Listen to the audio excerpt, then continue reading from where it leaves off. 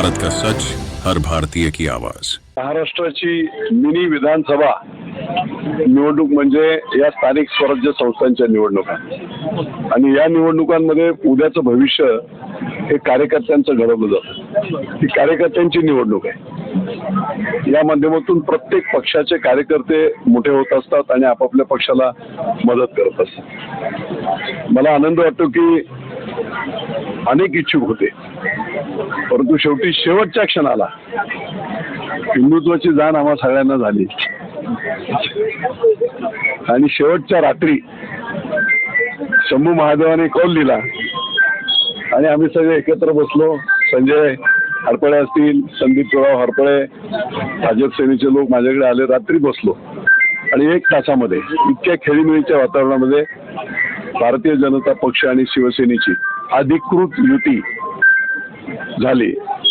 आता प्रोसेस ज्याला म्हणतात, बऱ्याच लोकांनी फॉर्म भरलेले आहेत, पण आमचं जे काही ठरलेलं आहे त्याप्रमाणे सगळ्या उमेदवारांना सांगितलेलं आहे लार्जर इंटरेस्ट, पक्षाचे मोठे इंटरेस्टचे महत्वाचे आहेत आणि त्यामुळे कुठे मागे पुढे कोणाला बसावं लागेल, कोणाला सगळ्यांना चर्चा करून फॉर्म भरलेले आहेत। त्यामुळे कुठची कटकट खुटकुट न होता 21 तारखेला पूर्णपणे ताकदीने भाजप शिवसेनेच्या युतीचे उमेदवार संपूर्ण जाहीर होतील। हे जाहीर होत असताना भाजपचे आणि त्याचप्रमाणे शिवसेनेचे वरिष्ठ नेते सगळ्यांना ह्या सगळ्या कल्पना दिलेल्या आहेत। म्हणून मुद्दाम सांगतो, माननीय लाडके मुख्यमंत्री त्यांच्या कानावर हे टाकलेलं देवभवनच्या, तिथून आमचे मुरल्यांना मोहोळ ज्यांना पूर्ण पुण्याचं प्रभारी आहेत त्यांना ह्या सगळ्या गोष्टी सांगितलेल्या आहेत। आमचे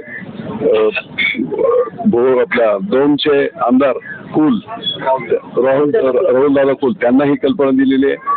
हे सगळं होत असताना आम्ही एकमेकांचे विरोधक होतो, संजय जगताप आणि विजय शिवतारे, पण आता महायुतीत आल्यानंतर एका घरात आहे, त्यांना देखील या सगळ्या गोष्टींची कल्पना देऊन सगळ्यांना विश्वासात घेऊन ती अप्रुव्हल घेऊन वरिष्ठ लोकांना सांगून कणखर आणि भक्कम युती झाली। 32च्या 32 सीट आणि नगराध्यक्ष महायुतीचा भाजप शिवसेनेचा होणार। आज युती झाली, तिथेच सगळे निकाल लागलेले। त्यामुळे काही लोक अति हुशार असतात आणि सगळ्यांनाच गांडवायला जातात आणि स्वतः गंडून बसतात। अगदी तोच प्रकार इथे राष्ट्रवादीच्या बाबतीत झालाय। सगळ्यांनाच मूर्ख बनायला गेले आणि स्वतःच मूर्ख झाले। त्यामुळे पुढे आता त्या निकालानंतर ते जाहीर होईल की कशा पद्धतीने शेवटी जनतेचा जो काही आवाज आहे, जनतेची कामं जी कोणी केली आहेत तर ती भाजप सेनेने केली आहेत। 118 कोटीची पाण्याची योजना असेल, देवभवनने मंजूर केली। मुख्यमंत्री ते असताना मुख्यमंत्री पेयजल योजनेतून पुण्यावर भार नको म्हणून सगळे रोड, कचवाडेपूरचं कॅपिंग, मंतरवाडी ते खडी मशीनचा 73 कोटीचा रस्ता, या गावातून सगळ्या बाजूला जाणार आहे। मग ते वडकीला जाणार असेल, सोलापूरला जाणार असेल, मांजरवाटला जाणार असेल, सोनारपूरवरून सोलापूरला जाणार असेल, 100% सगळे रस्ते हे शिवसेना भाजपच्या युतीच्या काळात 2014 ते 17च्या दरम्यान मुख्यमंत्री देवभाऊ यांच्या आशीर्वादाने, मी जरी इथला नॉमिनी असलो तरी एक शब्द देखील कधी न करता बारीक सारीक गोष्टी त्यांनी लक्ष दिलं। आणखी तुम्हाला सांगतो, सगळ्यात महत्वाची गोरगरिबांची गोष्ट, गावठाणी बरंच होते, मग ते पापडी वस्ती असेल, तुकाई दर्शन असेल, संकेत विहार असेल, अशा अनेक ठिकाणी प्लॉटिंग करून ग्रामस्थांनी, स्थानिक असतील काय असतील, या लोकांनी मोठ्या प्रमाणामध्ये इमारती बांधल्या होत्या, पण रस्ते नव्हते, पाणी नव्हतं, गटर नव्हतं। या प्रायव्हेट जागांवर सुद्धा शिवसेना भाजपच्या युतीच्या माध्यमातून 103 कोटी रुपये खर्च करून सगळं कॉन्क्रिटीकरण, गटर योजना आणि नंतर ही पाण्याची योजना, त्या एवढ्या सगळ्या गोष्टी केलेल्या आहेत। प्रचंड मोठा उपकार कचवाडेपूरच्या माध्यमातून जे नरक यातना भोगत होते त्याच्यावर मार्ग देखील योगायोगाने 2014 साली भाजप सेनेचं सरकार आलं आणि त्याच्यातून निघालंय। कचवाडेपूर कॅपिंग असेल, 118 कोटीची पाण्याची योजना असेल, त्यामुळे त्यांना मतदान मागण्याचा अधिकारच नाही आहे। दुर्दैवाने 2.5 वर्ष महाविकास आघाडीचं सरकार होतं, पाण्याची योजना 85% पूर्ण झाली, 27 कोटी रुपये पुढचे पाहिजे होते पूर्ण करायला।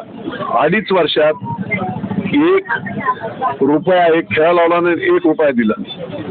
बारामतीला एसटी स्टँड बांधायला 200 कोटी देऊ शकता आणि 4.5 लाख लोकांच्या घरात जाणाऱ्या पाण्याला तुम्ही 27 कोटी दिले. हे पाप केलेलं आहे. आणि मग कर्मधर्म साहेबांनी सरकार बदललं आणि भाजप सेनेचं सरकार आलं. 1 महिन्याच्या आत मी मुख्यमंत्री एकनाथराव शिंदे यांना प्रसंगीत त्या प्रकल्पावर घेऊन आलो तो काही टेकडीवर की किती हाल आहेत बघा. 27 कोटी दिले नाहीत, 1 रुपया नाही दिला. त्यांनी इमिडिएट सासवडला जाहीर केलं 27 कोटी रुपये मी 8 दिवसाच्या आत देणार, जोरात तुम्ही काम सुरू करा.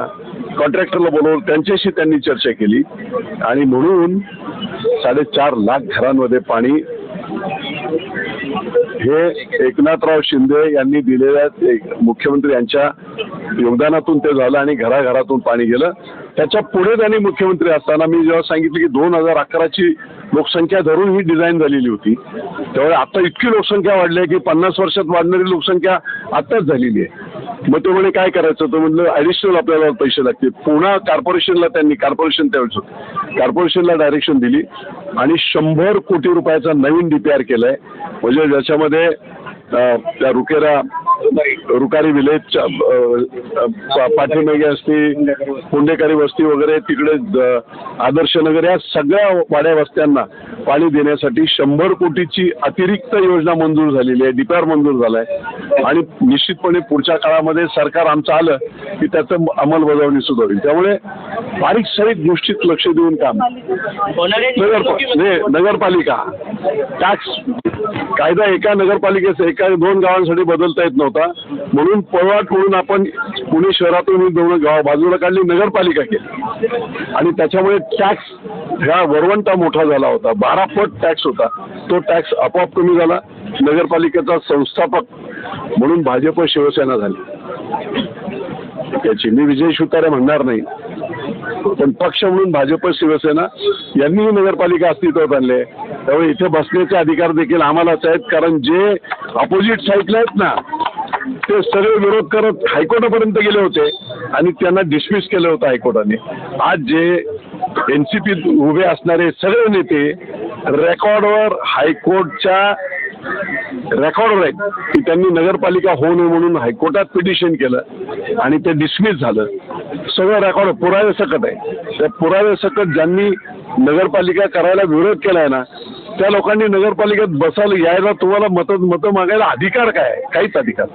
तो संपूर्ण अधिकार शिवसेना भाजपचा एक कमळाचा आणि धनुष्यबाणाचा आहे. त्यामुळे लोक बरोबर काम करतील आणि 3 तारखेला मला वाटते निकाल आहेत ना, 3 डिसेंबरला ऐतिहासिक अशी फुरसंगी देवाची उरुळी नगरपालिकेची पहिली निवडणूक भगवा फडकून भाजप आणि शिवसेना एकत्रितपणे जल्लोष करेल. होणाऱ्या निवडणुकीमध्ये तो फॉर्म्युला आता तो आमच्या पक्षातला आहे, तुम्हाला आता लगेच तो झाल्यावर कळेल. होणाऱ्या निवडणुकीमध्ये नगराध्यक्ष हे कोणाच्या बाजूने असणार आहे काय सांगा? मी काय सांगितलं आता या बाबतीत युतीचे जे सगळ्यांनी निर्णय झालेले आहेत, परंतु ते आता सांगून समोरच्या लोकांना कशाला काळ उघडी करायची.